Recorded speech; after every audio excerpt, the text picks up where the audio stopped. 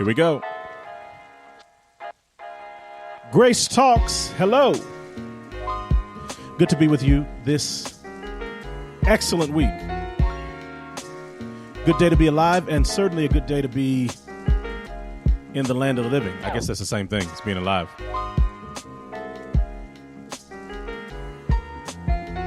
Hope you're doing well. Thank you for your faithful support and attention to this podcast. Almost 4 years in the making here that we've been doing this. 3.5. So this is fun. This is fun.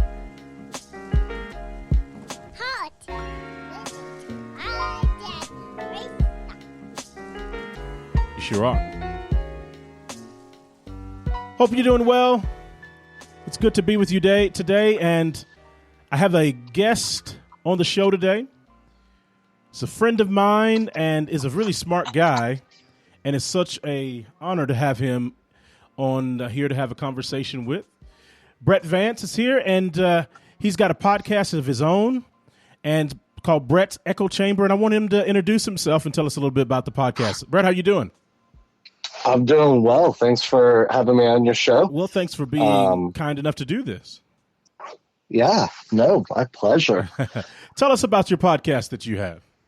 Yeah, so my show is called Brett's Echo Chamber, and it's gone through a lot of different formats, mostly just trying to figure out what works most effectively for me, because sometimes it's a little harder for me to get to stuff. So I went from pre-recorded videos to a podcast to like a traditional podcast to live streams, and I found a really good kind of, flow with the live stream. So yeah, I started Brett's Echo Chamber because, well, first off, an echo chamber is when you find yourself surrounding yourself only by ideologies you already agree with. Mm-hmm. That's called an echo chamber. Mm-hmm. So you're not introducing any new ideas. You're not experiencing anything. You're not encountering anything new. You're preaching to the choir. You're not being challenged, as it were. Yeah. And when that happens, we tend to think that our ideas are the norm. Yeah. Even if that's not necessarily the case. Yeah. But that's all you hear. Yeah. And that's all you hear. And so if that's all you hear, then that's what you assume to be true, mm-hmm. All the time. And so I wanted to challenge people to learn more, to listen more, and to address a lot of their own assumptions about the world, mm-hmm. And about their worldview. So I created Brett's Echo Chamber, and we just discuss logical fallacies and different types of biases, how to recognize them, what they look like, and then ultimately how to get around that yourself. How do I identify my own biases? How do I identify poor argumentation on my end because I'm using logical fallacies? Mm-hmm. Well, let me ask you this, Brett. How does a person form a bias? How are biases formed? Biases are a lot are product of our own environments oftentimes. So sometimes it's not being challenged. Sometimes it is something you've seen. Again, you've seen something and you assume that to be the norm. Mm-hmm. And it's very difficult to get out of your own experiences because that's literally the only thing I know are my experiences that I can know definitively. And so trying to step outside of that requires a lot of diligence and a lot of work. And it's not native for people to do that. They don't do that of their own volition. It takes time for them to realize, oh man, I was really wrong about that topic. What else am I wrong about? Is that a And fear of being so wrong? Is that why we don't step out or challenge our own biases because we don't want to be wrong? Or oftentimes that's a big case, but sometimes it's not quite that. Sometimes it's legitimately we just don't understand someone else's viewpoint. yeah, You know, we don't understand. Well, that's not how it happened for me. Um, and so sometimes it's not wanting to be wrong. Sometimes it's not wanting our own ideas to be invalidated, and we actually have very fragile egos, and so to find out that something you thought was wrong can cause a chain reaction, and you're like, well, what else was I wrong about? And that's scary because you feel like you have to reject your whole worldview when that's not always the truth. How do you know the difference between a bias and a value? Or can our values form our biases, or vice versa? Yeah, for sure. So oftentimes what we do value is formed by a lot of our own biases. And that's not to say, and so that's the difficult thing is it's not to say that your values are necessarily wrong. You just have to figure out exactly what that looks like in your worldview, for example, just, I'm not trying to get too discussive on economics and stuff like that, but oftentimes the people who value hard work are people that were rewarded by hard work. And so, of course, it's good to value hard work. We all need to be working hard. We all need to put our best foot forward. We all need to step up. But the people who oftentimes value hard work, like I said, are those who have been rewarded, that they worked really hard and they got that raise. But then there's people that you find out they're like, no, I don't work very hard. And you're, somebody who values hard work, their immediate reaction is they must be lazy, or why wouldn't they want to work hard?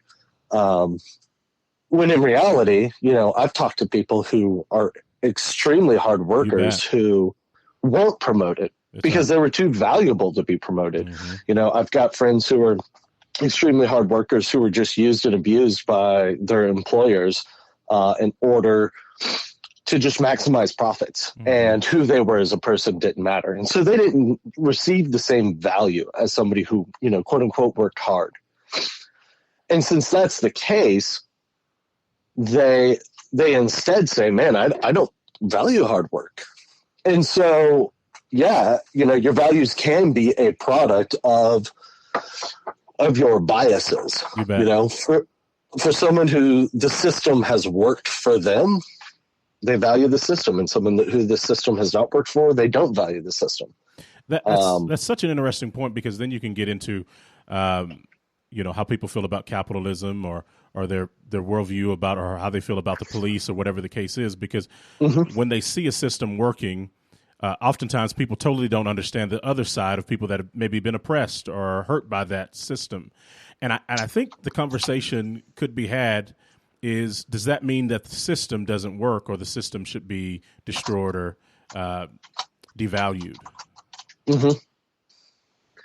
Yeah, a lot of times we immediately want to on several hands. Sometimes when we say, hey, the system doesn't work, the immediate assumption for someone who's saying the system does work is you're saying the system doesn't work, therefore we have to scrap the whole thing. And oftentimes that's not what we're saying, and sometimes people do that. Sometimes people do swing the pendulum. The system doesn't work, so we have to throw the baby out with the bathwater. And sometimes the system does need to be thrown out, but that takes evaluation and thought and intellectual curiosity.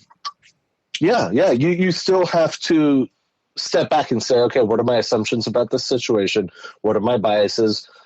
What are my arguments, and what fallacies has that have I used to arrive at my conclusion?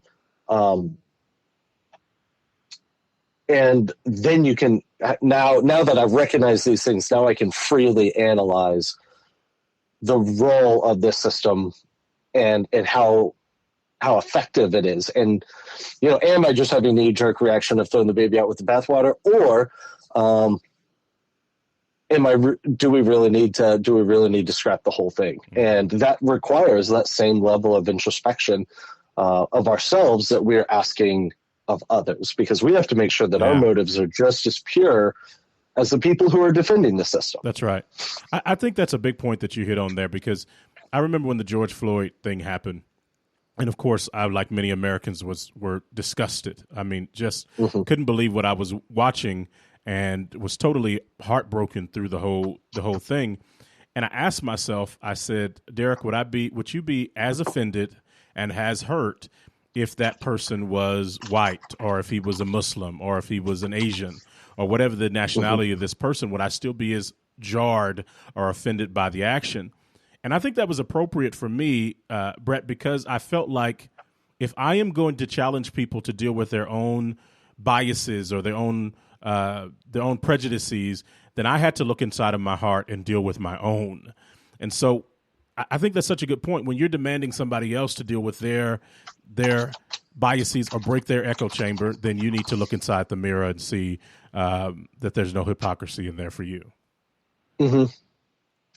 Yeah, and it's really hard, because we want to feel justified, and